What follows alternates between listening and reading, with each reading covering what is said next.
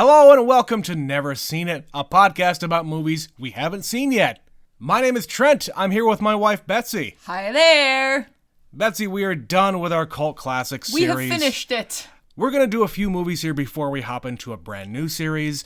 But today we're going to stay in the 80s. We just covered two 80s movies. We're going to stay in the 80s. In 1987, we're going to watch Oliver Stone's Wall Street. Yes, we are. Second Oliver Stone movie we have covered. We also watched Any Given Sunday. Yep, a few months ago. Yep. So, Betsy, neither of us have seen Wall Street. That is accurate. What do you know about this movie?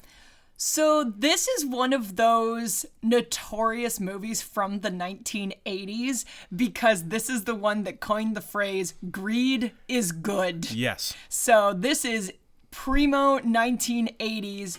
Wall Street was booming. Excess was everything. And Oliver Stone very much has a political point to a lot of his movies. He does. And he is very much on the side of not Wall Street. No. So I'll be curious his take on this particular movie. So there's especially when it was made in 1987. Oh, yeah. Because in the 80s, Wall Street got deregulated by Ronald Reagan. And from that point, Wall Street just kind of went nutso. So think of The Wolf of Wall Street, but made at the time it was happening. Right, at least the beginning of that. Yes, the excess, the craziness, and the greed. the debauchery. The debauchery. Yeah.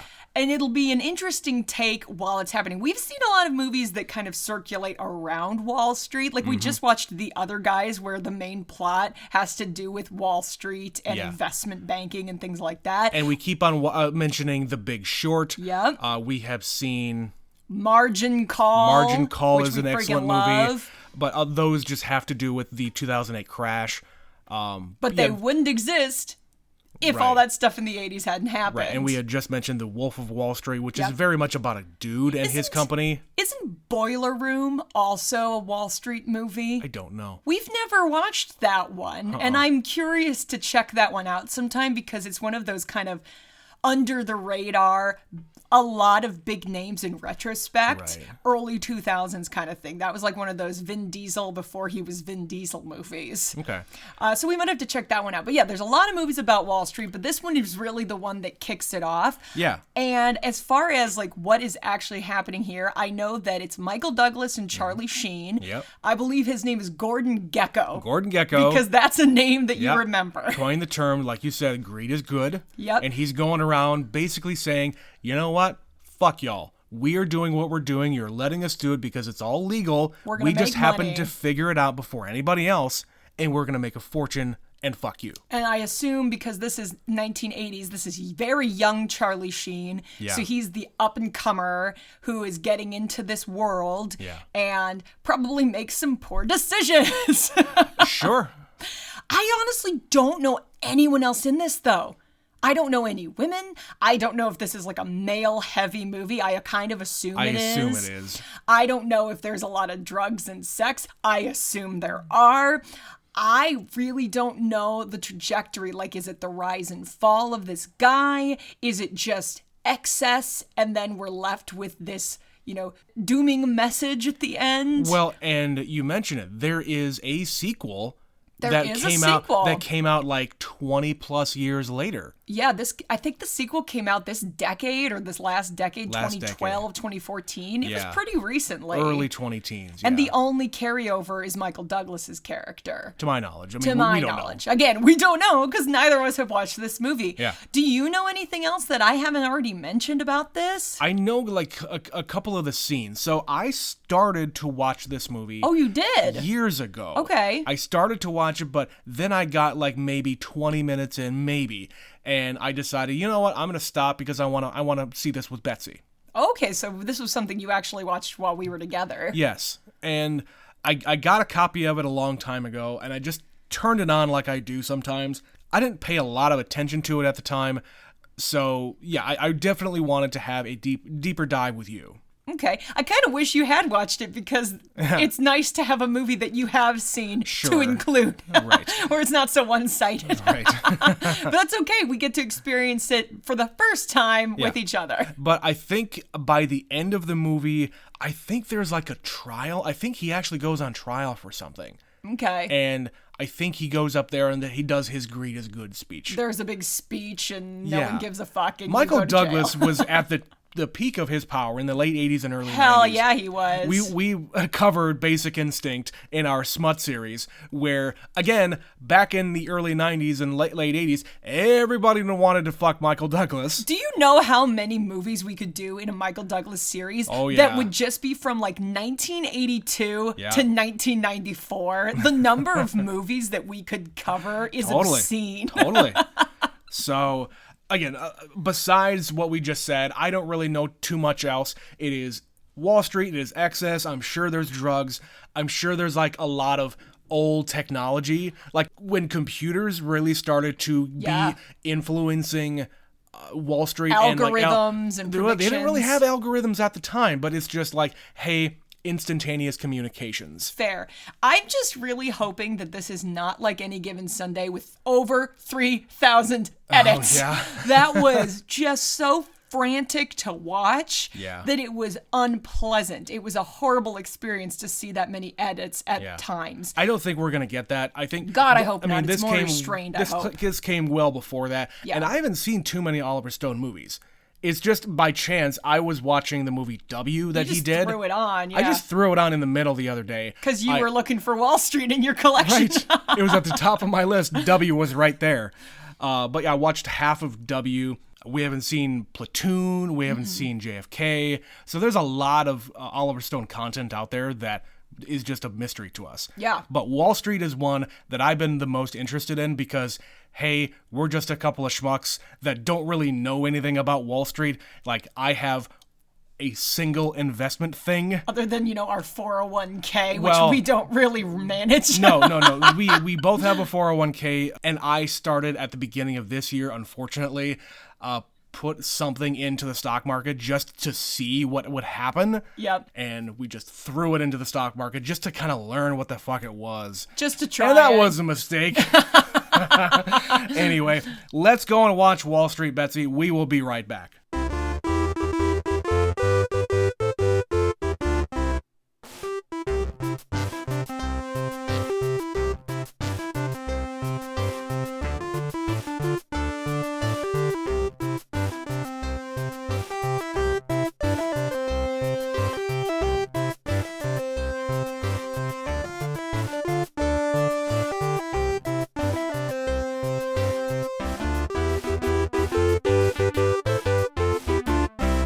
Hey, Betsy, I hope you got your money's worth. What's that supposed to mean? I don't know. What'd you think of Wall Street? It was okay. I don't know if this is an amazing movie. I think the meat and potatoes of it, this is Michael Douglas's moment to shine. Yeah. Like, this movie was nominated for exactly one Academy Award, and it won the Academy Award it was nominated for, and it was for Best Actor in a Leading Role, and it went to Michael Douglas. Yeah. I get it, because I was just reading the behind the scenes kind of stuff, and at this moment in his career, he was still a relatively new actor. Mostly in the 70s and early 80s, he'd been a producer. Like, he won for One Flew Over the Cuckoo's Nest. Really? He produced that movie. No shit. Yes, he did. And that is what he was known for, and he didn't start dabbling into acting until he was, 30 years old or something. Right, and he was in high demand. He was. And by then, a lot of people knew him in the industry and knew what he could do. Well, I was also just reading that he was filming this and Fatal Attraction, two of the biggest movies of the late 80s, at the same time. Yeah. Those movies came out basically the same year. And one of those is notorious because it's, Fatal Attraction. And then this one, because a lot of people misread the message. Yeah, you were reading me some stuff here before we started recording again. A lot of let's say a bunch of stock bros and tech bros looked at the depiction of Michael Douglas, how he lived his life, how he carried himself, and went about his business, was an inspiration Yes, to a lot of people. they saw the light and then went towards it. And Oliver Stone doesn't go the rest of the way. He has an opinion here. He doesn't let you know what it is, though. Until, like, the end of the movie when you really start to get Even the then, point. I don't think his message comes across. You could see how it could be misinterpreted. Because what is the one thing I said I knew about this movie? Greed is good. Right. That is the message people heard. That is what they took away That's from it. That's what resonates here. And they don't pay attention to the rest of this movie, which is about the 1% and how they run America and insider trading. Yeah. That's what this movie is about. It really is. And I think, again, you don't see a lot of the consequences. Because by the end of the movie, Charlie Sheen is busted. And he's for only his role in busted things. because Gordon Gekko rats him out. Yeah. He's not going to get busted on his own, but he makes an enemy. Right. So, yeah, he gets busted, but he gets out of it because he's a relatively small fish in a much bigger pond filled with other rats. Oh, yeah, he's being escorted out of the office in handcuffs, and the first thing you said was, well, all he has to do is cooperate. Yeah. And then the very next scene, he's walking free, And he goes and he meets Gordon Gekko, and it's like, he's wearing a wire, isn't he? Right, and as he's walking out, like you said, he's crying. Yeah. Which tells the audience he feels shame over what he was a part of, what he was talked into doing. How he got here. He was this hotshot stockbroker who was out there trying to make a name for himself because he comes from a very blue collar kind of a thing. He makes $50,000 a year, which in the 80s, That's still a lot of money. a lot of money. But New York City is expensive. Yep, high taxes. That's the equivalent of making up like 150 grand now, but living not in New York City. No, and he's living in a shithole. Yeah, living in a city, his but money all goes to his lifestyle, like the fancy suits, and they're not even that fancy. Like he says something about for $400 suits, and the second Gordon Gekko does business with him, he tells him, wear a better suit next time. Go buy yourself some better suits. I got told that one time. I mean, I don't work in any kind of like high-powered thing. When I worked in an office, and on occasion we would have like higher business people, like some VPs The coming big to shots town. came to town. We've even had some like senators coming to our office before. Yep. And I got told in no uncertain terms, maybe we should get you like a stipend for some nicer clothing when we go out to these kinds of things. And I got told that within the first year of me working there, things are a lot different now. You quickly changed your approach to those situations. Sure, and I didn't really know what the hell I was doing, but yeah, just a little bit of a backstory with that. And, I work in a similar thing. I am a broker, but not of stocks. I am a broker of freight. Yeah. So it is a much, much, much lower end kind of a thing than what he's doing. But whenever I see movies like this, I'm always reminded of my own job and the way I talk to people and the way other people talk to people in the industry. Well, yeah, the whole movie, they show him, like, the first scene, it's a day in the office, basically. Yeah. And 9:30 turns around, the bell goes off, the market's open, and he's at his desk until 4 o'clock when the markets close. Yep. It's literally just, you will work until it's time to go home. And they're all eating at their desks. He's got his old school can of Pepsi. And his lunch, whatever's left of it, is still sitting there. Yeah. And that's all I could think was, the pace at which these guys are working, they don't take breaks. You don't take, there's no such thing. You work from the time you get there to the time you close. Yeah, until the market closes, that's opportunity wasted. And then when you go home, you have your own computer at home, which you in start doing research. This is set in 1985. Yeah. Not everybody had a computer in their house. Right. But he spent half the night awake doing research on stocks in the market. To a point. And there's only so much that you can do because there's no internet back There's then. like you said, no algorithms. All you can really look at is like spreadsheets and data that you input into the computer and see what it spits out at you. Yeah. That's all a computer is in the 80s. Well, and so many of these guys just got lucky or they were inside trading. Sure. They don't give a shit about the law. It's only a problem if you get busted, Trent. And I like the idea here that they're showing that old timer who ends up getting laid off or fired because he didn't hit his quota. He didn't get the numbers. Yeah. I really resonate with that. You know, and I'm not old, I'm 37. I've been doing my job now for 11 and a half years. I am very much in the upper echelons of age when it comes to the company I work for. Now.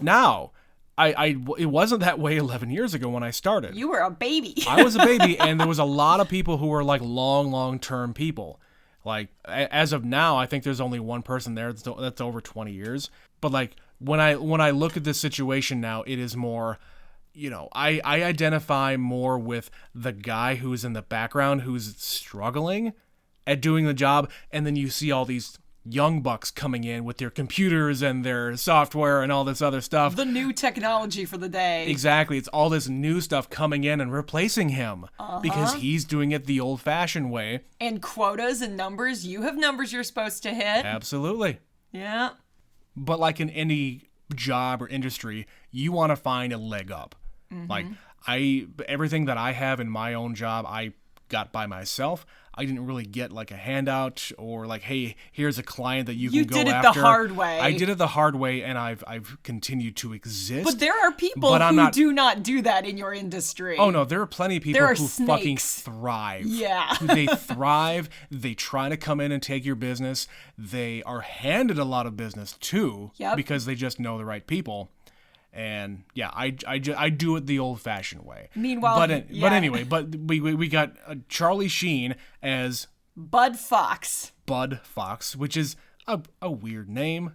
Well, again, it was one of those things that they changed because initially he had a different name, but it sounded Jewish, and they didn't want to have the stereotype that Wall Street is run by the Jews, as it were. Really? Yeah, so they came up with Bud Fox. But it also kind of works because everybody calls him Buddy, and it's very like passive-aggressive and you're a little boy kind of a thing. Kind of. I did get distracted by that when people started calling him Bud.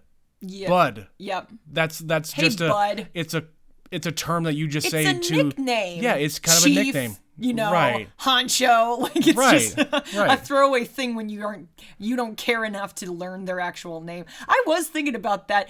I know plenty of guys who, you know, they're like 80 years old who are called Bud. You don't meet people named Bud anymore. That is their actual name.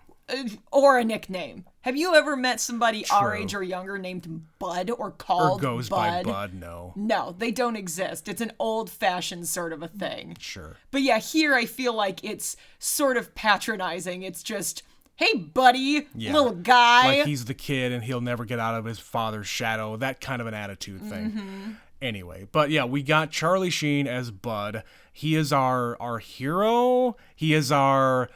I don't know what you want to call him. He's the guy who's trying to get a leg up. Yeah. And he's got this list of people that he cold calls. Now, if you don't know what a cold call is, it is taking a phone number that you have very little information about that person, calling them up because apparently they have money.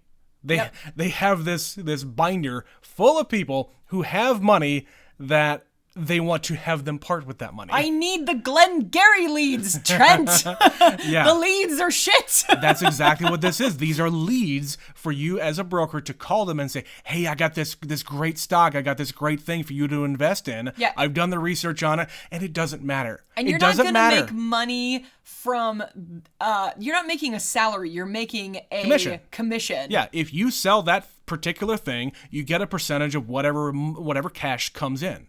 And whatever happens with that investment doesn't matter. Mm-hmm.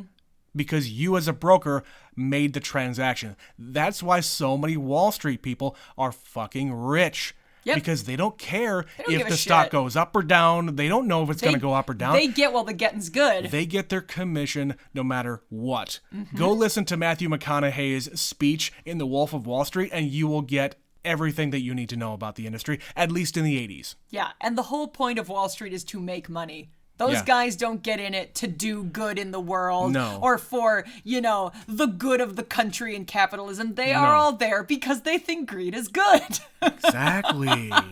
So we get this story about Charlie Sheen's character, and he's got this white whale who is Gordon Gekko. Mm-hmm. He is this guy who is, he like lays it all out. He's got this much money. He makes these deals. He makes these deals. He's always looking for a good investment. He's always looking for a good investment. And I sometimes come across things and I call him every single day. He's been calling him months. every single day for 2 months. Yeah, and when he finally gets his foot in the door, Gordon knows this. He knows exactly who this kid is. It's not like he's been blowing him off. Mm-hmm. He is aware that the same guy has called him every day, 59 days in a row. Right, and all he says is, well, if nothing else, you're persistent. Yeah. So fine, get in the door. But it takes him sending him, a box of cigars or some shit? Well, he shows up at his door. On his birthday with a box of cigars.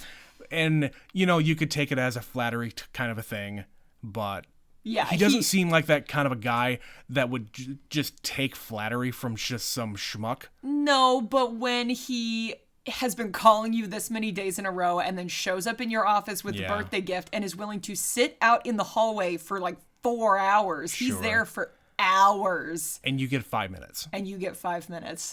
Yeah. And he'll wait. And if you are willing to wait. And if you are that persistent that you really want to get in front of him, he might actually have something good. Yep. But he gets there and he starts to lay it all out and he's unimpressed. Yeah. It's like, what? Tell me something that I don't already know, because I have so many people working for me. So many sources. I have so many people looking at charts and graphs and numbers and whatever else that none of this stuff that he's putting out there is anything that he doesn't already know, or at least has any inkling of. No. But because Bud actually does have some insider information that he got from his dad. Played by Martin Sheen. His actual dad, Martin Sheen, which, by the way, Betsy and I just kept on pointing out, if you look at these two guys in profile, they're identical. There is a scene near the beginning when he is introduced, his dad is introduced, where we're sitting at the end of the table and we're seeing one of them in left profile and one of them in right profile. And it's just like, Jesus Christ, these two look so much alike. And there's some scenes throughout the movie where Bud is in shadow. Right. If you showed me that completely out of context in the shadow, he looks so much like his dad, I probably wouldn't be able to tell you which one it is if I had no context for what I was looking at. Right. And later on in the movie, we get Martin Sheen in a hospital bed. Looking at him, that looked like Emilio Estevez. Yeah. Now, he looks like now. They both look like dad. It's incredible how much they look like their father. Copy paste. Yeah. But yes, we have the scene at the deli, which you were talking about. They're at the end of the table.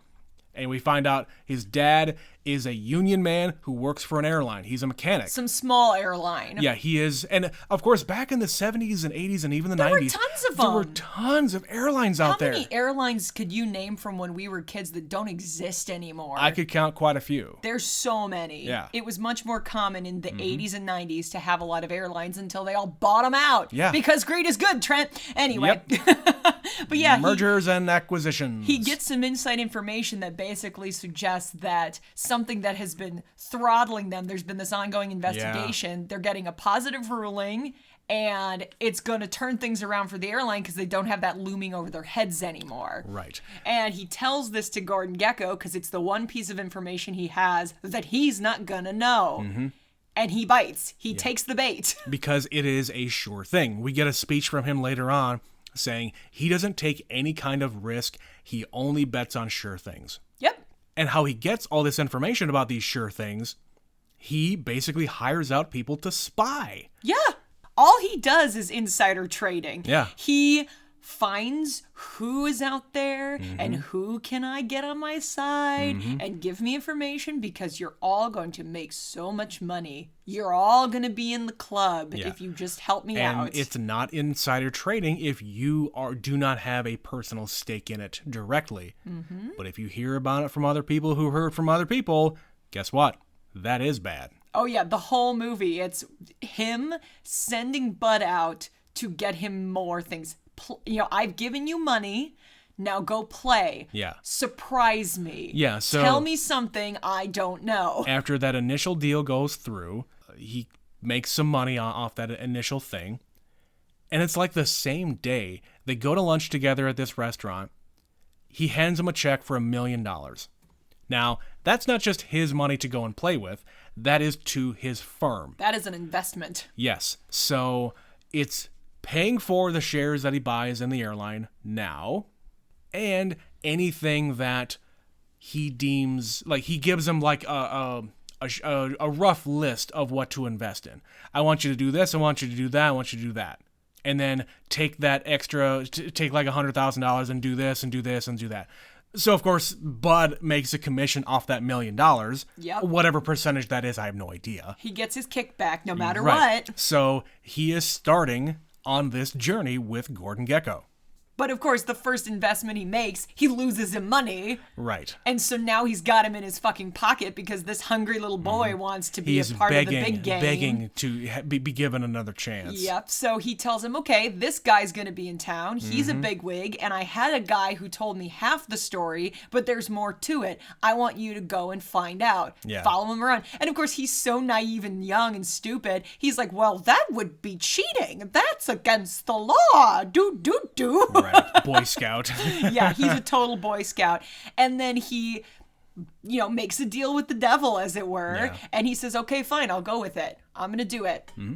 And he follows this guy around and gets exactly enough information to figure out what company he's looking at. Yep. Because Gordon knows all of the extraneous details. He just needs to know what he's doing today. Yeah. What is he actually doing? And he follows him to a restaurant, and he follows him over here to a lawyer's office, and he follows him to the airport and finds out where he's going. And they piece it all together, and they start turning a profit. But of course, the guy who is making this deal, Terrence Stamp is the actor who's been in a lot of random character pieces. Oh, yeah.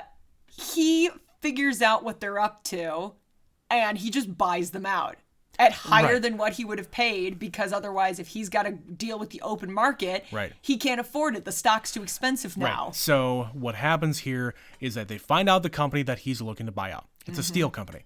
It has a certain price for the stock. This other guy wants to buy it out. So at the beginning of the market day, the next day, they start buying up shares. Driving the price up. And Bud goes around to all of his other broker friends who have their own clients of their own. He says, buy this steel company, buy this steel company, buy this steel company. And it just keeps on pumping it up and pumping it up. There was one little detail about this scene I actually liked. He's literally shown running around because he's given very clear instructions from Gordon. He says, okay, you're going to do this. When it hits this number, start buying it in these increments. Then at this time, when it hits this number, call the, Wall Street Journal or whatever equivalent they have. Then you can start telling your friends about it. So he has very strategic. Right. This is what's going to happen. Let your friends have a little bit of a taste. Yeah. So when he's telling all his coworkers, he's running around the office with a sucker. He is literally giddy. He's a little boy. He is literally a child with a piece of candy telling everybody, I know something you don't know. And it's just such a little moment of, why is this grown man eating a sucker? Yeah. And it adds to that element of, ha, I'm a little boy and I get to play. Right. And of course, everybody kind of knows that he's being led around by the nose by Gordon Gekko. And they don't some of them don't bite. Yeah, all of his bosses say you're into some dark business going into business with him.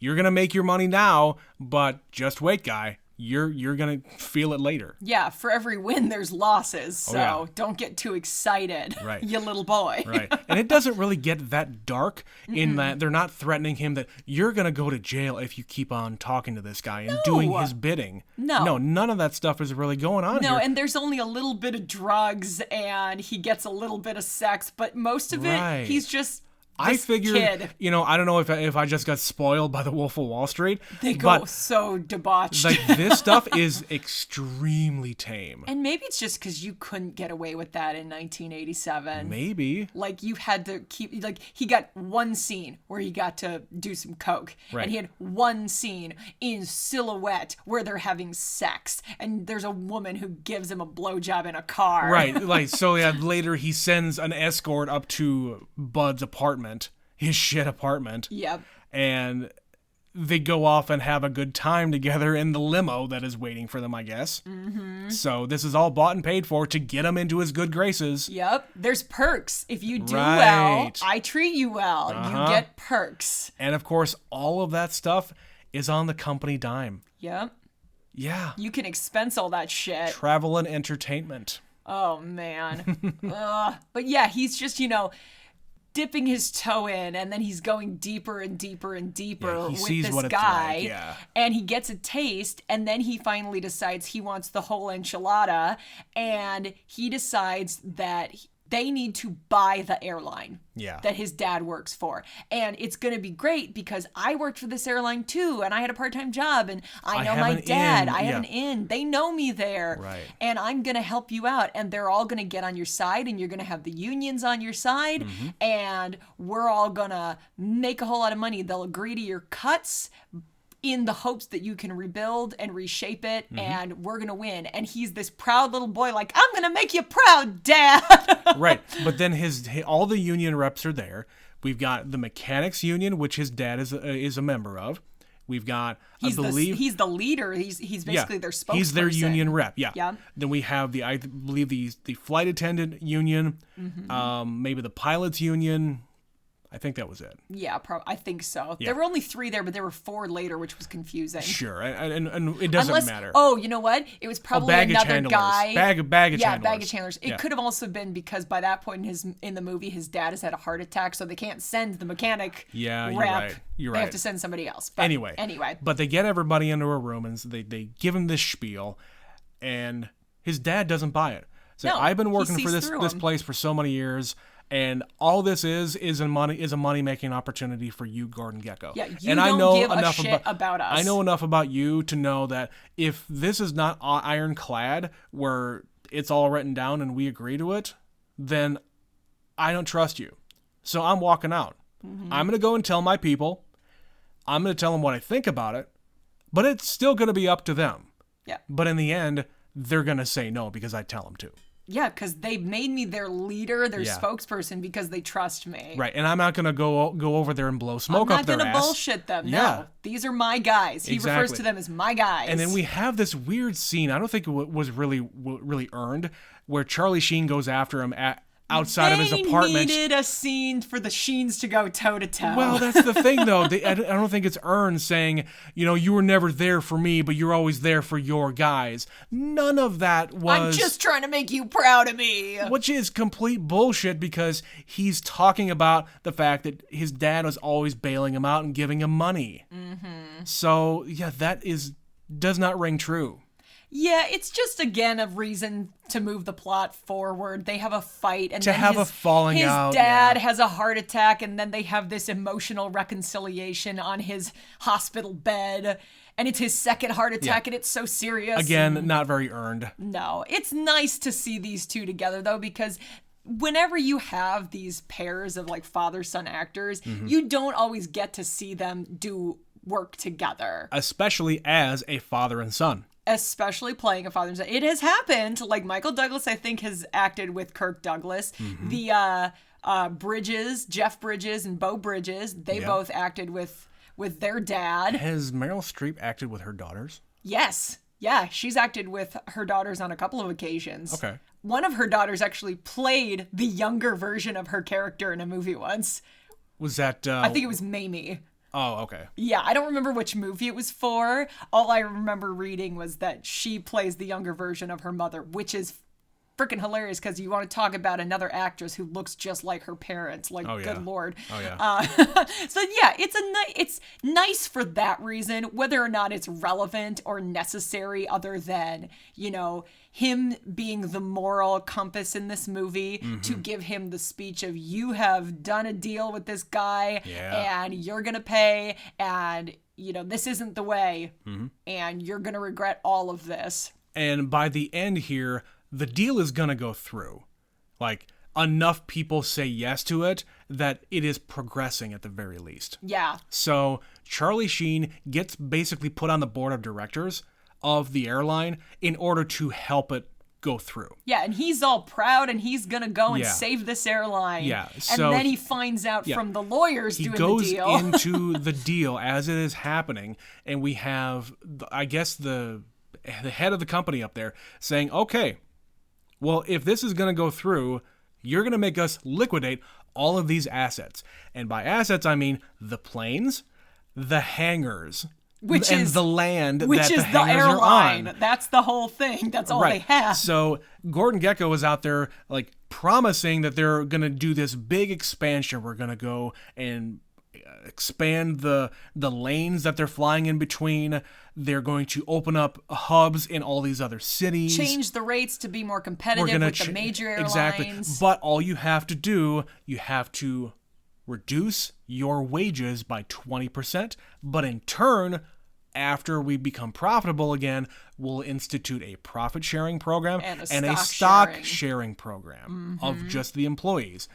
But of course, none of that is ever going to happen because there's no profits to be had. No, like he has a speech when Charlie Sheen finds out what is happening because he didn't know about it because he was being kept out intentionally. Yep. He confronts Gordon Gekko and he's like, why would you wreck this? Because it was wreckable. Yep. He saw more money in wrecking it and cutting it up piece by piece. And one other detail here, because the airlines are so unionized, they talk about the fact that there is a $75 million cash fund that is overpaid because of the pension dues. Yep. So everybody in the union gets a pension, and everybody pays into the pension fund because when you retire, that's supposed to be there for you when you retire. But if nobody's retiring, the fund just keeps growing. That too.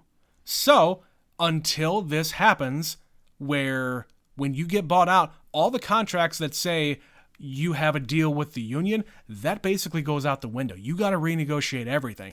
And you got this $75 million cash fund in there that goes basically just towards Gordon.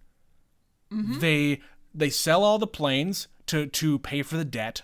They sell all the hangars. They sell the land over to other developers. Oh, yeah. They say it in the meeting. Real estate guys. Yeah, they say it in the meeting. We got people lined up to buy this land that these hangars are on. And yeah, it's just a dirty deal. Yeah, they do not give a shit about the thousands of workers. Yeah. They just want their money. Bud does. Yes. Because he knows them. And, he's not coming off as like a savior here.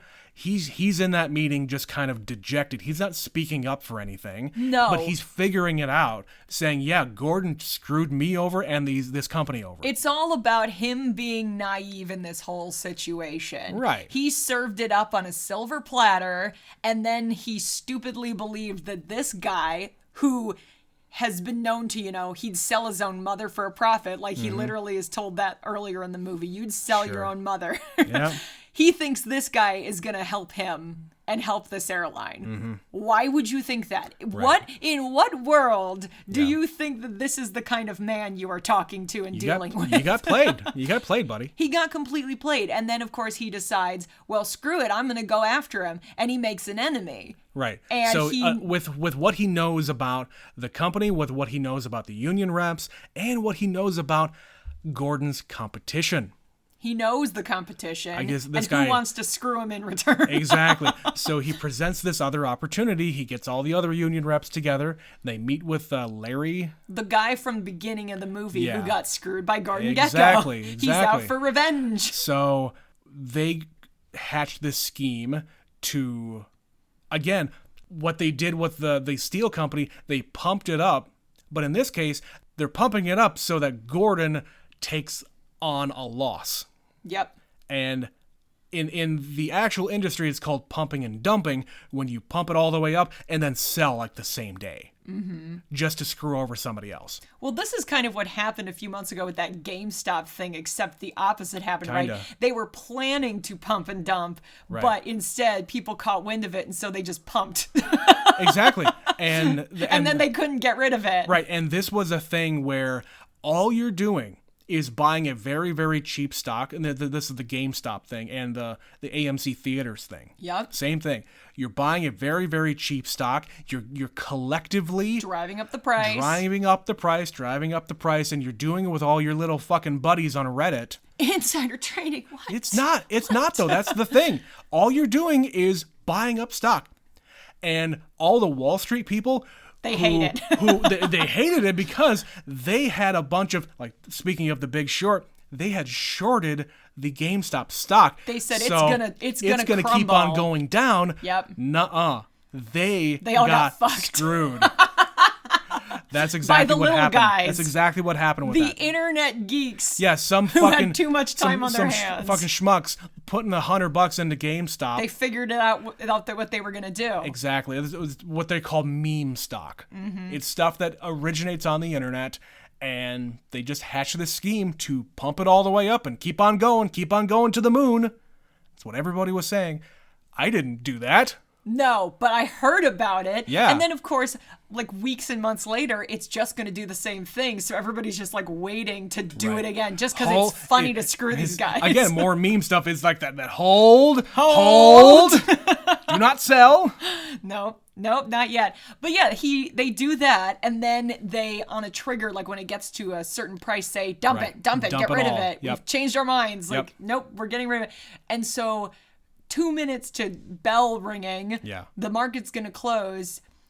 Gordon doesn't suspect a damn thing. He knows somebody ratted on what was going to be going on. Yeah, somebody leaked it to the union reps to say, yeah, this is what's going to happen once you sign on the dotted But he line. doesn't suspect it's Bud. Right. And it's not until they It's after the close. sell everything. It's after the close that he finds out on the financial report that his other buddy, Yep, his his competition, rival. his rival, he is actually going to be buying up the company. He bought low. And he has the union reps' approval. Yep. He bought low and he bought it all. Yep. So now he's got it. He's got the people on his side, and Gordon got screwed. So then he immediately goes on the rampage, and then Bud gets screwed. But of course, like you said, they don't give you the final resolution. So Bud cooperates. Bud wears a wire. And he has Gordon out in Central Park spilling his guts. He says exactly everything that he did. I told you this, and I said that, and this is how this went down, and I taught you, and I told you, and how dare you. Yeah. And they get him on tape, and then the movie's just sort of over. He's shown going up the stairs to the New York Supreme Court building. Right. What's he doing there? I don't know. What's going to I don't know. happen? I don't know. Does Gordon go to jail? I don't know, because they don't give you any of that. No, you could have had, another like half hour to an hour of, court drama. Yeah. You could have had him cooperating with the cops more. You could have had, honestly, what I think is happening here, he is probably going up to talk to a grand jury who is in charge of deciding what to charge Gordon Gekko with. Yep. That's my guess here. But again, he thinks that he's going to eventually go to jail because of his role in everything else. He went along with it all the way. Yeah. But He's probably going to get some kind of a sentence. Yeah. It's just going to be reduced But because he's cooperating. yeah. He did participate in illegal activities. Indeed. He is guilty of that. But yeah, I could see why people would misinterpret this movie. The whole point is that all of this, like when he gives his speech about greed is good, he's talking about greed can save America. Sure. And it's like, sure, look how well that's going for us right now. How many crashes have there been since we've been alive, Trent? Well, it's not even that. It's more how many millionaires and billionaires have been created because of all of these fucking schemes. And the whole speech is all about that. He gives a speech about the 1%. The fact that we were talking about quotation marks, the 1% in 1987, and this movie's supposed to be set in 1985, that for our entire lifetimes, we talk about the 1%, and he says there are people who have made their money. Most of them are not millionaires who were self-made men. They're people like this, and they're people like me. Yep. The majority are people like me. Yep. And he just has money to throw around. And it's just like, oh God, the fact that we are almost 40 years removed from this movie. Mm-hmm. And we're still talking right. It's about just the gotten worse. Assholes it's just who love worse. to fuck the American people right. for themselves. Because greed is not good, guys. Greed is how we get market crashes and housing bubbles and things that are not good for the average working American. It is greed and non-regulation. Yeah. That's really what it is. No, Ronald Reagan was not a hero of capitalism. Ronald Reagan is a hero of the 1%. And don't get me wrong, we could go political on this too, but I'm going to tell you, it's both sides are guilty. Clinton's the one who got rid of Glass-Steagall. Glass-Steagall. And it's just gotten worse from there. Yep. So everybody is to blame. Right. And it's coming down to who has influence and who has the finger on the button. Yep. Because at any time, this shit could just crash. Yep. And if you have money, you have more power. And you have power, you have more money. And it goes up and up and up and up and up. Until it doesn't. Until it doesn't. So it kind of makes me want to watch the second one of these movies, because we didn't mention it, or I barely mentioned it in the intro. Yeah, we mentioned it in the intro. There is a sequel to this movie. That came out in 2012? 20-something. I think it came out in 2012. And it's Gordon Gekko again. It's Gordon Gekko. I think he actually is presented in that movie as an ex-con. Yep. And I think the premise of the movie is, hey, we know what's going to happen to the market. We know what is causing these crashes, and we're trying to expose it. Is that what it is? I think that's what it is. Interesting. It makes me just curious, because how he's portrayed in the 1980s when greed was good, and how he is portrayed in the 2010s post the 2008 crash. Right. It's an interesting concept. And how do you reform the sinner, or is he unreformable? Is he unsavable? And he's just as bad 30 years later as he was in the 80s. Hard to say. So it's an interesting concept, and I understand why they explored it in the environment we were in, because as we said, Oliver Stone has an agenda typically when he makes movies like this in particular. Right, and he's that way now. Yeah. I guess he wasn't that way in the 80s. He's real weird now. Yeah. We started watching a documentary he made, and it was weird. Oliver Stone has gone off the deep end. Yeah. In a lot of different ways.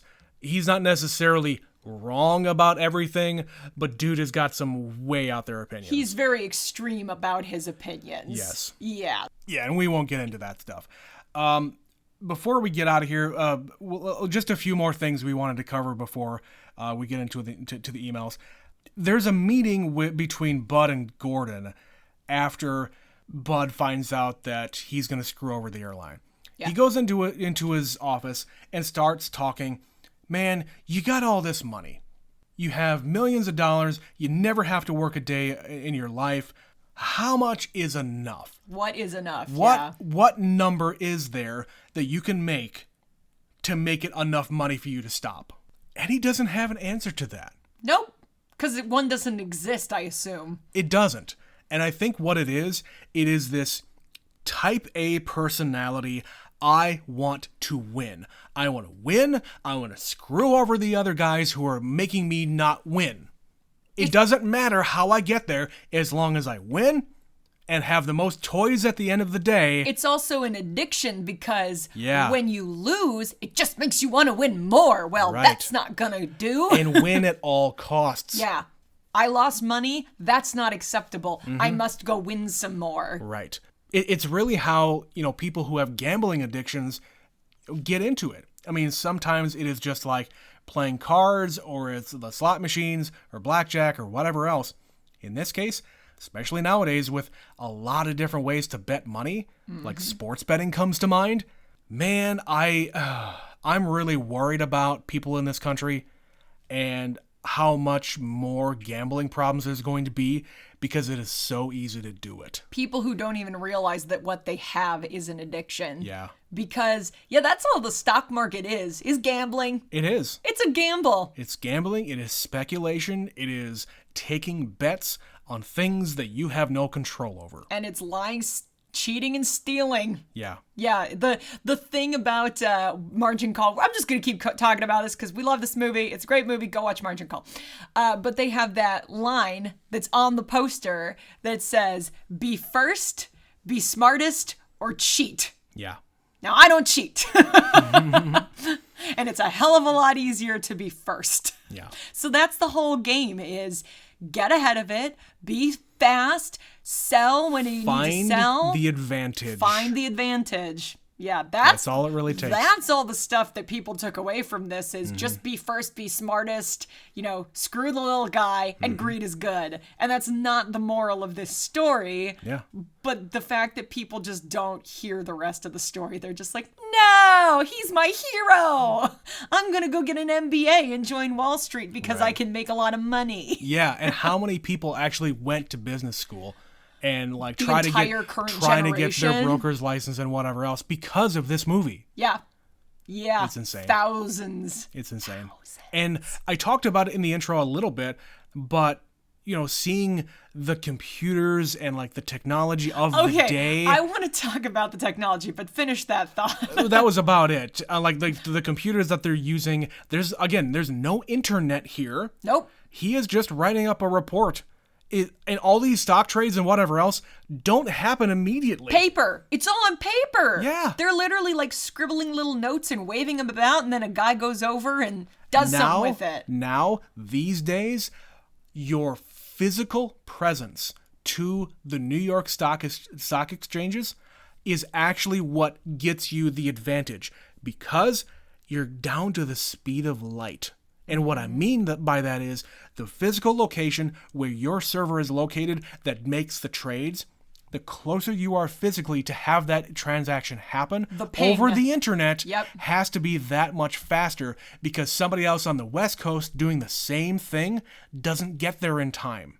Some guy in Japan. It is incredible how much that matters because there's so many different algorithms and just triggers to make things happen. Like what you were saying before about once it hits 50, then dump it. Yep. That's all programmed. And think about this.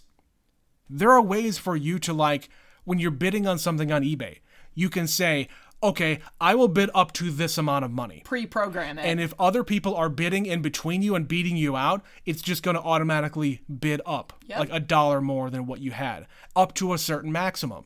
That happens automatically. Yep. So many bots and software are written to try to just beat the other algorithm. Beat the system. Beat the eBay system. Mm-hmm. Yeah. Yeah. So talking about technology, there's a few things in this movie that stand out where it clearly ages it to 1985. So there's a television he has in the restaurant. Gordon has a television for his son. With a little 2-inch screen. A 2-inch screen. And it's he describes it as top of the line. In 1985, this thing actually works, but it's rendered useless once everybody went digital. That thing wouldn't even pick up a signal because it's on a completely different wavelength. Yeah. Which is fascinating, but it was also 20 irrelevant. years later. It was also irrelevant about a year after the fact, but the fact that he's look at this, it's top of the line. He's very excited about this toy. They also show Charlie Sheen's character breaking into an office, and he is scanning documents and printing them simultaneously. What the hell was that device? I don't know. I've never seen anything like that. No, but that was pretty, forward thinking for 1985. Mm-hmm. And then, of course, the last one, and frankly the most relevant, this was the first movie to show someone using a cell phone. I suppose. Gordon Gekko has one of the massive, boxy... The bricks. Yeah. And in 1988, 1987, no one had those. No one had put one on screen before. Wow. And it makes sense that it would be there because he has all the money, he has all the toys. They show him repeatedly, these are my toys. His big house and his beautiful wife and these parties and drugs. And he talks a lot about art. Like, he just blows money on bullshit painting. Like, they're not good. Like, these things he's buying. It does, and he has these speeches about, this is what capitalism really is. It's this phantom that if you want it, but you can't have it, so you're willing to pay top dollar for the thing that you can't have. I bought that paint for $60,000. I could sell it for $600,000. But he doesn't. No, because he's got it. Because he has it. And maybe later he could buy it for more. Yeah. Because that's the thing about art. It's all subjective. Yeah. We could go down a rabbit hole about art speculation. It's just another investment game. There are so many different subcultures out there who do stuff like this. They go after the really, really rare stuff. Yeah, it's insane. Absolutely stupid. So there was that. I also want to talk about, we haven't talked about it yet, all the people who are in this movie. There's a few other people we haven't mentioned. No, Daryl Hannah is in this movie. Who was very hot in the late 80s. Yes, this is like primo Daryl Hannah time. And this is, I think, the same year that Splash came out. Around the same she time, wasn't really a household name when this came out, if this came out first, but I don't really know the timing of it. Yeah. But yeah, late 80s, that was her time. Also, does that woman age? Because I just watched Kill Bill, which was 2003, and she looks exactly the same. Honest to God. James Spader is in this movie. Yeah, he's Bud's lawyer friend from college. He's a baby. He had already been in a bunch of movies at this point, but he's a baby. Okay, I just wanted to say that. Hal Holbrook is in this movie. Yeah, and if you don't know the name, you absolutely know him from something. He's one of those just character actor of a generation. Yeah, I think one of his most famous things is kind of a similar movie. He plays Deep Throat in... That's right. In All the President's Men. Yes, he does. Yeah. I totally forgot about that. But more recently, he's in Lincoln. Yeah, he was in Lincoln. He's the one guy, of those. He's one of I think he's like a retired senator. He's someone with a lot of pull. Yeah. They're trying to get him and his faction. He's the one pushing to have peace talks. Sure. I think his group, and so they can buy their allegiance. He'll tell them what to vote. Sure. If they agree he's the leader of some faction, yeah. Yeah. And he also was nominated for an Academy Award for Into the Wild, which I again forgot he was in that movie. Yep. Which you have not seen that movie, I don't think. One of the rare movies that was filmed in South Dakota. Yeah. So I've watched it. It's sad. It's one of those movies where you know what you're going to go watch and you still are somehow you don't expect it by the end, even though you know what the movie is, but that's a whole different story. Okay. Anyway, who else is it? Did I touch everybody? There's a lot of weird character actors and side people. Like Millie Perkins is credited in this. I don't expect you to have one clue who that woman is. She starred in The Diary of Anne Frank in 1950, 1940 something. All right. 1952, I think that movie came out. She plays Anne Frank. And in this, she plays his mom. She's in 2 scenes. But I know who she is. And it's, 50 years later and she's still making movies. Good for her. Sure. Why not? But it's just that weird, I know him. I know her. There were a lot of those in this movie. John C. McGinley.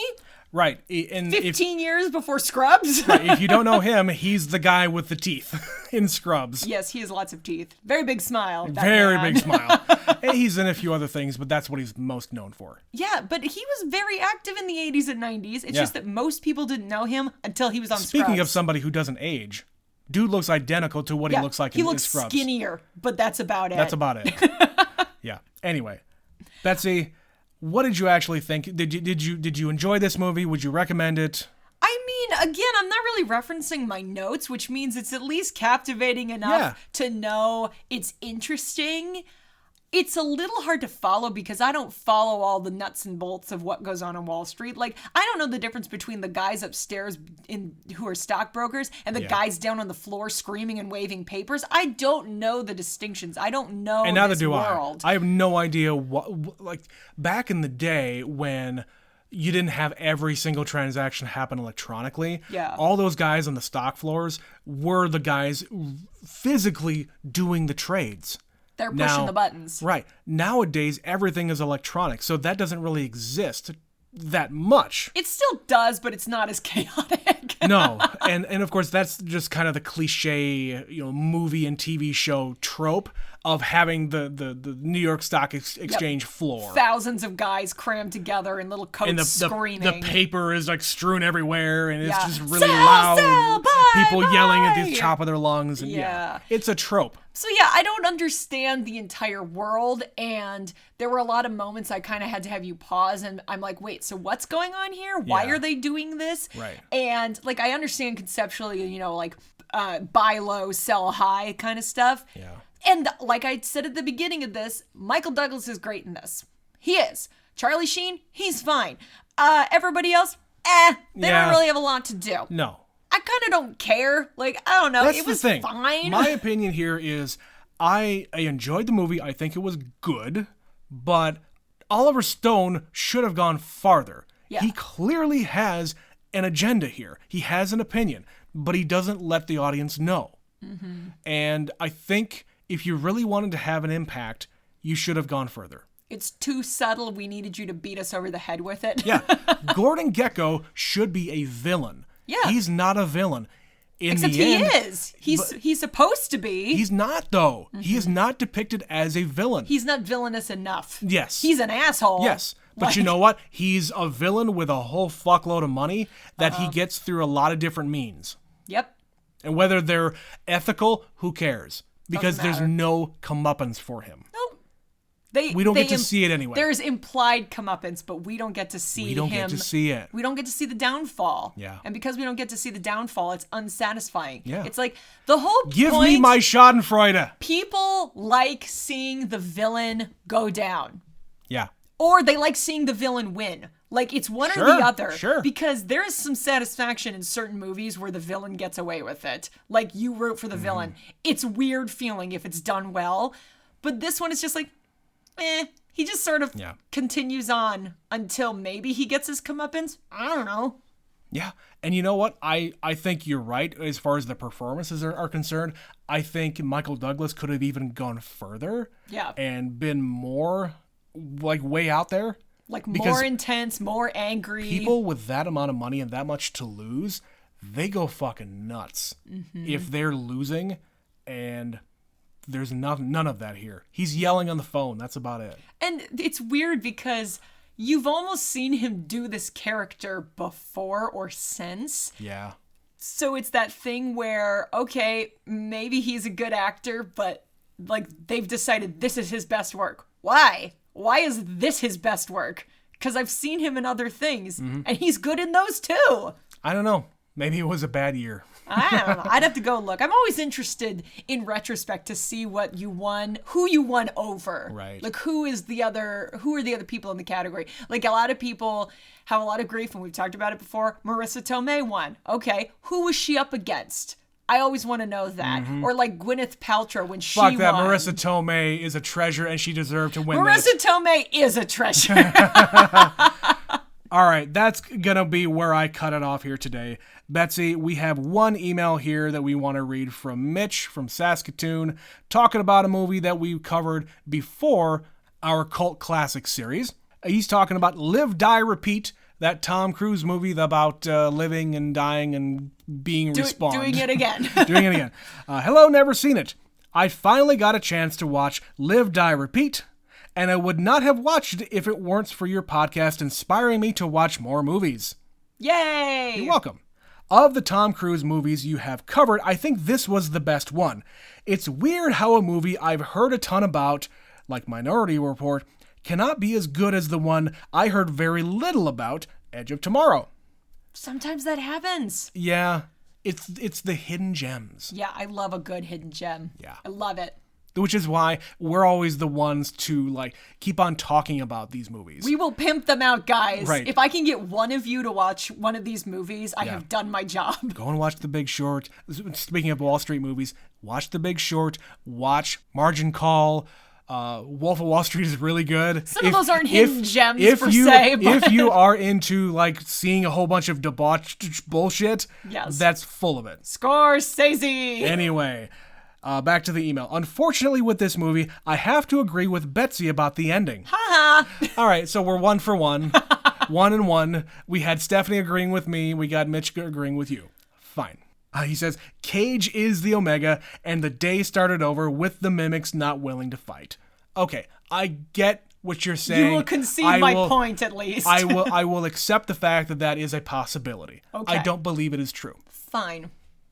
Agree to disagree. All right. As for your previous question, what movie have I watched the most? If it isn't Empire Strikes Back, then it is Zoolander. It was on in the background a lot for me and is the only movie I ever watched for the second time immediately after the first viewing. Yeah, I don't really have a lot of those movies I can say that about. Where you just immediately, when you actually acted on that when desire? I physically watched it again. Because you've said it. I've heard you say, I want to watch it again. I've said it plenty of times, but I don't do it. And I've only ever seen a movie in the theater twice, once, but not on the same day. I know. This is like weeks or months apart. There's a couple movies that I have watched twice in the same day. Yeah. Back to talking about Zoolander. I loved it so much that in 2005, when I joined Facebook and groups were a thing, I started the, quote, Derek Zoolander Center for Kids Who Want to Read Good and Want to Learn to Do Other Stuff Good Too official group. Every officer had an official position based on the movie dialogue, such as the world's greatest hand model or is taking crazy pills. Great times. Those were the days of Facebook, Trent. That's when we were all still young and having fun. Oh, before it got weird. Yeah. That's a kind way to say it. All right. I won't comment on my next movie, but you have finally convinced me to rent The Big Short. You know, we didn't do this thing live, so I hope by the time that this episode comes out, you have seen The Big Short and will give us a movie report on it. Yes, we want to hear back from you on that film. Please. You've only mentioned it like 300 times, perhaps 301. Perhaps even more than the Star Wars references. We've kind of been slacking on the Star Wars references, Betsy. I mean, I made one the other day. I don't remember what joke it was, but it was subtle enough that people might not have gotten it. I might not have gotten it. All right, keep cool in the heat. From Mitch from Saskatoon. Hey, there you go. Thanks, you, Mitch. Thanks, Mitch, for that email. Yes, please. I hope you watch Big Short. Give us a movie report on that post-haste. We also got an email from Mo called Betsy Made Me Do It. This is somebody I know personally. And I know she's been listening to the podcast, but has been hesitant to email. So she finally did. So from Mo, hello. Betsy has harassed me enough to email you. I thoroughly enjoy the podcast. I found out about it shortly after doing, she says Goodnight Theater Collective, which is the theater group I sometimes perform in. Yes. After doing GNTC things with her in March. Huzzah! Okay, that's all for now. Thanks, Mo. Thank you, Mo. Thank you, Mo. I know she was hesitant to send us something, but I wanted to make sure she knows that we appreciate the email, we appreciate the listens, and that goes for all of you who are out there who have said nothing to us yet. Not that we are like trolling to try to get like praise like steeped upon us. We just like knowing that you guys are out there because we know people are listening, but people don't always tell us they're listening. Yeah, and we get that emailing is a very formal thing. Oh, hell no. We like being informal here. Yes, so to try to alleviate that stuff, we mentioned it on the last episode, we have created a Facebook page and an Instagram page. Yes, we have. So if you want to go and follow us on there, comment on the episodes after you listen to them, make suggestions, like our posts, whatever you want to do. There's lots of ways. It's also a great way for you to be able to share the stuff. If you don't know us personally and are friends with us on Facebook and things like that, search out Never Seen It Pod 1 on Facebook and Instagram. That is the username. But if you still want to email us, if you prefer that method, we still have the email. Yes, the email address is neverseenitpod@gmail.com. You can follow us on Twitter as well, neverseenit_pod on Twitter. Absolutely. You can do all the other stuff too. Find us on Anchor. You can throw us a buck to support us. Yep. You can rate us, but mostly just share us with your friends. We have 140 episodes, something like that, under our belt now, or close to it. And there's a lot to choose from. We like to keep the variety in place because we know that, like us, we like a lot of things, But then there's other people who like really specific kinds of movies. Sure, so and we like, hope there's something for everyone. I mean, hell, Wall Street is not like going to be a barn burner as far as listens, but this is a movie that we wanted to watch for a long time. It is in our wheelhouse, as it were, because we like watching things about the financial situation. We don't participate in that shit. It's just fascinating to us. Yeah, we like figuring out how things work. We like figuring out how much we don't know. It's true. All right, so that is going to be the end of this show. I want to thank Betsy for being my co-host today. I want to thank you for listening. We will be back to you next time with another episode of Never Seen It. My name is Trent. My name is Betsy. And we'll catch you next time. Bye.